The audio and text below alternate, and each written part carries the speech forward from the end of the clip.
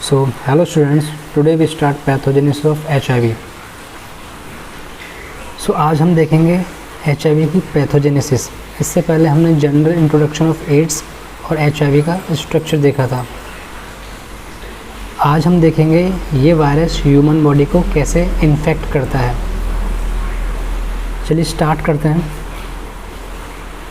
This is HIV structure.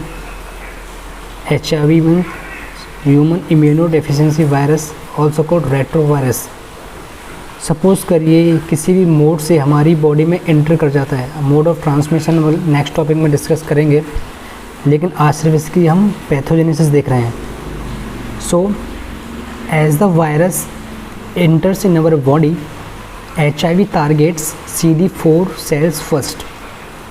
जैसे ही ये वायरस हमारी बॉडी में एंटर करता है, ये first of all CD4 molecules पे अटैक करता है। CD4 सेल्स एक तरह के मॉलिक्यूल्स ही होते हैं जो मैक्रोफेजेस और अदर डिफेंसिंग सेल्स की मेम्ब्रेन में प्रेजेंट होते हैं। This is a membrane of host cell, और उनकी मेम्ब्रेन्स पे क्या अटैच रहते हैं? ये CD4 मॉलिक्यूल्स प्रेजेंट रहते हैं। ये CD4 मॉलिक्यूल्स इम्यून सेल्स के साथ कम्युनिकेट करके हमारी डिफेंस मैकेनिज्म में काम करते हैं।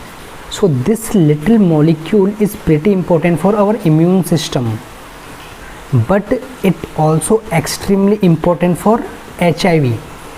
जितना ये CD4 मॉलिक्यूल्स हमारी इम्यून सिस्टम में मदद करता है, उतना ही इम्पोर्टेंट ये HIV वायरस के लिए है। कैसे? चलिए वो देखते हैं। जैसे ही वायरस हमारी बॉडी में एंटर करता है, सो to establish infection, HIV must attach to host cell. So attachment occur by interaction between GP120, which present on the surface of virus, and CD4 receptors, which present on surface of host cell. So CD4 receptors में co-receptors भी present होते हैं. So HIV needs to bind to both CD4 molecules and co-receptors to get inside the cell. Virus CD4 receptors और जो co-receptors CD4 molecules पे present होते हैं, उनको HIV यूज़ करता है और सेल में एंटर कर जाता है। सो ये co-receptors अलग अलग सेल में वेरी करते हैं। जैसे अगर T सेल्स की बात करें, सो T सेल्स में जो को-रिसेप्टर्स प्रेजेंट होते हैं उनको बोलते हैं CXCR4, एंड जो को-रिसेप्टर मैक्रोफेजेस की CD4 मॉलिक्यूल्स में प्रेजेंट होते हैं उनको बोलते हैं CCFR। लेकिन अभी हम यहाँ पर जिस सेल की बात कर रहे हैं वो है मैक्रोफेज। सो इस सेल्स में कौन से को-रिसेप्टर्स प्रेजेंट रहेंगे? That is CCR5।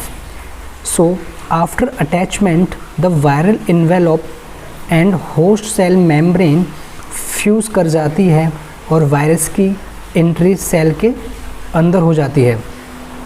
जैसे ही वायरस की एंट्री सेल के अंदर हुई, फर्स्ट ऑफ ऑल वायरस क्या करता है, जो उसके अंदर प्रेजेंट है RNA transcriptase, single stranded RNA के 2 फिलामेंट होते हैं, उनको सेल के अंदर इंजेक्ट कर देता है।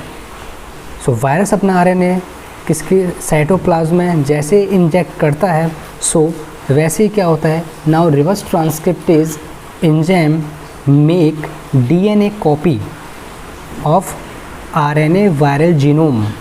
सो as the DNA strand form, reverse transcriptase degraded previous RNA strand. Again reverse transcriptase make complementary DNA.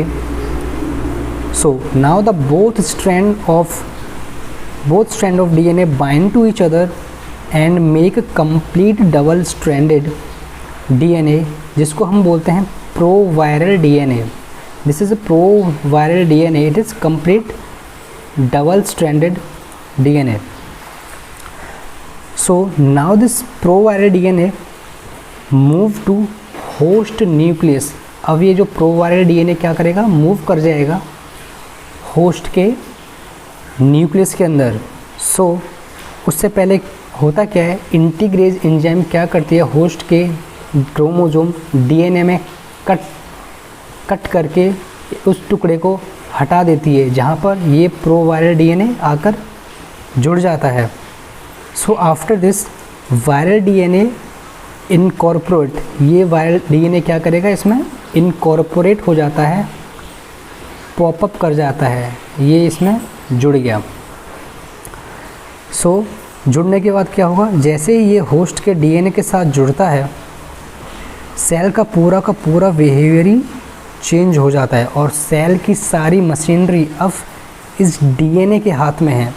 सो अब ये अपने अकॉर्डिंग सेल को इंस्ट्रक्ट कर सकता है। सो ये सेल को अपने अकॉर्डिंग इंस्ट्रक्ट करता है और एचआईवी वाला आरएनए बनाने लगता है। This is single stranded RNA. So DNA से आरएनए बनने लगा, इसी प्रोसेस को हम क्या कहते हैं, ट्रांसक्रिप्शन। सो जैसे आरएनए के थ्रेड बनते जाते हैं, बहुत सारे अमाउंट में क्या बनने लगते हैं, HIV RNA. So now this cell act as HIV factory, और जिस सेल्स की हम बात कर रहे हैं वो है मैक्रोफेज। सो मैक्रोफेज पूरी की cell act as HIV factory, मतलब क्या, उसने एचआईवी के आरएनए बहुत सारे अमाउंट में बनाने स्टार्ट कर दिए। So it act as HIV factory. So इस आरएनए से फर्दर क्या बनने स्टार्ट हो जाते हैं, एमआरएनए। कुछ एमआरएनए साइटोप्लाज्म में चले जाते हैं फॉर प्रोटीन सिंथेसिस। ये एमआरएनए साइटोप्लाज्म में आते हैं और राइबोसोम, दिस इज़ राइबोसोम को इंस्ट्रक्ट करते हैं प्रोटीन बनाने के लिए, जो वायरस के लिए इम्पोर्टेंट होता है। जैसे बात करें वायरस के लिए जो प्रोटीन इज सब्सटेंट हो, जैसे ग्लाइकोप्रोटीन 120, GP41 और जो इसकी सेल मेम्ब्रेन में जो भी ग्लाइकोप्रोटीन ऐसे सब्सटेंस होते हैं जो वायरस के लिए इम्पोर्टेंट होते हैं, ये सभी फॉर्मेशन राइबोसोम की मदद से in the form of protein तैयार हो जाते हैं। फर्दर जो प्रोटीन के बड़े बड़े फिलामेंट्स होते हैं उनको प्रोटेज एंजाइम फ्रेगमेंट में टुकड़े टुकड़े काट देती है और ये फर्दर प्रोटीन ये सब्सटेंस वायरस के अदर स्ट्रक्चर फॉर्म करने में हेल्प करने लगते हैं।